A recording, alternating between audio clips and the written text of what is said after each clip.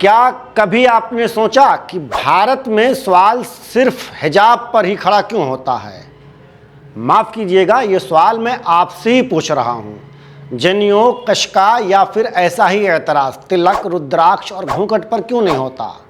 140 करोड़ वाले इस विश्व गुरु देश में लोगों को एतराज़ सिर्फ मस्जिद की अजान से ही क्यों होता है? धर्म रक्षा, धर्म संसद जैसी सैकड़ों काबिल एतराज़ आयोजन और पाठशालाएं दूसरे धर्म के लोग भी खूब आयोजित करते हैं, लेकिन एतराज़ सिर्फ मस्जिद और मदरसों की शिक्षा पर ही क्यों होती है?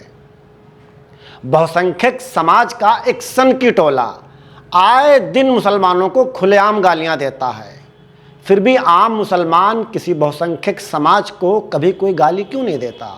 आप हिंदू हैं, मुसलमान हैं या फिर किसी अन्य धर्म को फॉलो करते हैं, आपसे खेत खलिहान, जर जमीन और कारोबार का झगड़ा हो सकता है, इस बात से इनकार नहीं, लेकिन एक धार्मिक आइडियोलॉजी के नाते आपका किसी से क्या झगड़ा हो सकता है? इन सभी सवालों पर हम वीडियो में आगे बात करेंगे। बात इस पर भी करेंगे कि मुस्लिम मुखालिफ इन सरगर्मियों के लिए खुद मुसलमान कितना जिम्मेदार है। फिलहाल आपसे कहना यह है कि आप हमारी ताकत हो, आप हमारा भरोसा हो, आप हमारा हौसला हो। आपके प्यार और सपोर्ट से ही हम जेन्युइन सवाल और मुद्दे की बात कर पाते हैं। इसलिए वीडियो को पूरी देखा करें, चैनल को सब्सक्राइब, फेसबुक पेज को फॉलो भी कर लें। लाइक और कमेंट के साथ साथ वीडियो को शेयर ज़रूर किया करें और मुमकिन हो तो हमारे डिजिटल मीडिया हाउस को सपोर्ट भी कीजिए, लिंक डिस्क्रिप्शन में है। 140 करोड़ की आबादी वाला ये देश जिसे विश्वगुरु कहा जाता है, यहाँ लोगों को एतराज़ सिर्फ मस्जिद के अजान से ही क्यों होता है? भारत पूरी दुनिया को सेकुलरिज्म का लेक्चर देता है, लेकिन अपने ही 140 करोड़ लोगों के साथ इंसाफ क्यों नहीं कर पाता? ये महज समाजी मसले नहीं हैं, ये जमहूरियत और सेकुलरिज्म की जड़ों में दीमक बन चुके हैं। मुस्लिम औरतों के हिजाब को इस अंदाज में पेश किया जाता है जैसे ये कोई बहुत बड़ा सिक्योरिटी रिस्क हो, लेकिन जनेऊ, तिलक, रुद्राक्ष और घूंघट, इन पर खामोशी क्यों?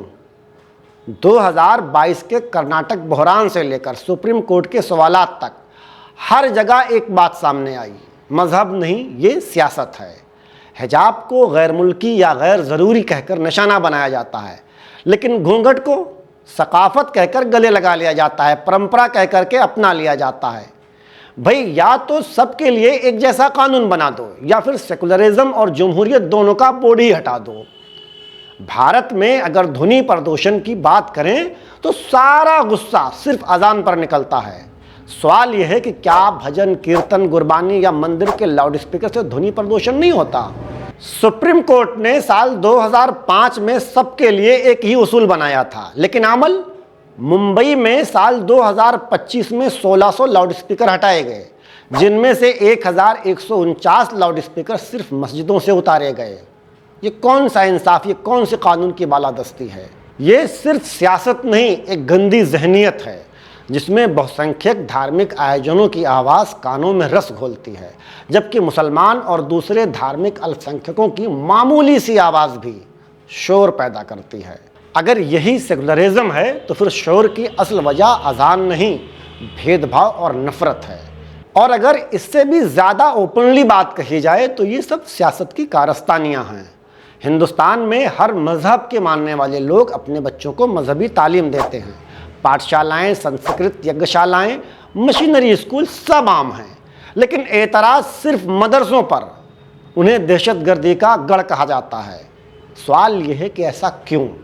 सुप्रीम कोर्ट ने साल 2024 में साफ तौर पर कहा, मजहबी तालीम सब देते हैं, लेकिन धर्म के नाम पर सिर्फ मुसलमानों को टारगेट करना ये तासुब है, भेदभाव है, सियासी प्रोपेगेंडा है। सवाल यह है कि जिस मुल्क में अक्सरियती तंजीमें खुलेआम धार्मिक सियासत करें, वहाँ सिर्फ मदरसे ही मसला क्यों बने?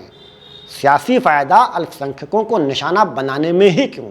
उनकी हिफाजत या उनके सामान्य अधिकारों की हिफाजत में क्यों नहीं? आज भारत में कुछ कट्टर हिंदू गिरोह खुलेआम मुसलमानों के खिलाफ नफरत फैलाते हैं, रैलियों में कत्लेआम के नारे लगाते हैं, धर्म संसद में नस्लकुशी की बातें होती हैं, और हुकूमत न सिर्फ इस पर खामोश तमाशा देखती है बल्कि अमन और शांति के इन दुश्मनों को सम्मान भी देती है। लेकिन आम मुसलमान वो कभी पूरे हिंदू समाज को गाली नहीं देता। क्यों? क्योंकि मुसलमान एक लफ्ज़ भी बोले तो फ़ौरन दहशतगर्दी का टैग लगा दिया जाता है। ये कैसा तवाज़ुन है, ये कैसी जमहूरियत है? एक तरफ खुली धमकियां और दूसरी तरफ सब्र की भी सज़ा। सच ये है कि मजहब ज़ाती होता है, झगड़े ज़मीन, कारोबार, जायदाद या सियासत पर होते हैं, लेकिन भारत में मजहब को जानबूझकर मुद्दा बनाया जाता है ताकि लोग बहक जाएं और सियासत का खेल जारी रहे। अगर वाकई भारत विश्वगुरु बनना चाहता है तो उसे अक्सरियत बमुकाबला अक़लियत के फ्रेम से बाहर निकलना होगा, कानून, इंसानियत और बराबर के हुकूक की तरफ आना होगा, वरना सेकुलरिज्म सिर्फ निसाबी किताबों में बचेगा, ज़मीनी हकीकत में नहीं। ये वो भारत नहीं जिसका दुनिया फ़ख्र से नाम लेती है। ये दोहरे म्यार, मजहबी तासुब और आदमी बर्दाश्त का भारत है, जहाँ सत्ता पर काबिज लोग इस मुल्क की सेकुलर और जमहूरी बुनियादों को खोखला कर रहे हैं। सवाल ये नहीं कि हिजाब, अजान या मदरसे क्यों मसला हैं, सवाल ये है कि सिर्फ मुसलमानों की चीज़ें ही मसला क्यों बनती हैं। जब तक इस मुल्क में कानून सबके लिए बराबर नहीं होगा, भारत का सेकुलरिज्म बस एक नारा ही रहेगा, हकीकत नहीं। और एक आखिरी और सबसे अहम सवाल, मुस्लिम मुखालिफ इन सरगर्मियों के लिए खुद मुसलमान कितना जिम्मेदार है, इस पर भी बात होनी चाहिए। तो इसका सबसे सीधा सा जवाब है, इस्लाम और मुसलमान मुखालिफ इन बातों के लिए अगर हिंदुस्तान में सबसे बड़ा कोई जिम्मेदार है तो वो खुद मुसलमान हैं। और इस बात का अभी का सबसे बड़ा उदाहरण है मुर्शिदाबाद बाबरी मस्जिद का संगे बुनियाद। हो सकता है कि मेरी बातों से कुछ लोगों को इत्तेफाक ना हो, लेकिन सच्चाई यही है, भारत का मुसलमान भले ही गोबर ना खाता हो या मूत ना पीता हो, लेकिन अक्ल उसमें जानवरों के बराबर भी नहीं। जज्बाती नारे किसने दिए, क्यों दिए, हर चीज़ से बेनियाज होकर निकल लेता है अपने मुसलमान और ईमान का सबूत देने। आखिर क्या ज़रूरत है इस नई बाबरी मस्जिद की, और किसकी शय पर इतना बड़ा आयोजन करने की इजाज़त दी गई?